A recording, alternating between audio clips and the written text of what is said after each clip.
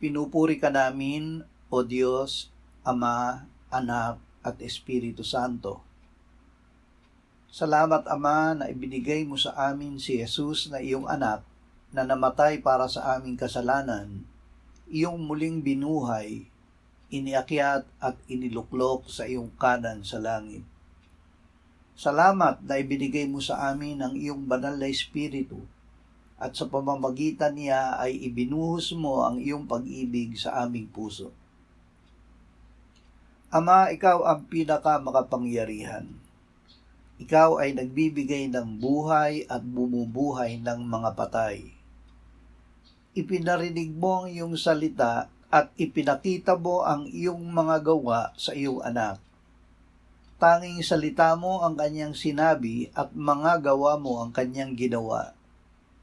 Panginoong Hesus, ikaw ay nagbibigay ng buhay at bumubuhay ng mga patay gaya ng Ama. Salamat na ang salita mo sa amin ay espiritu at buhay. Amen.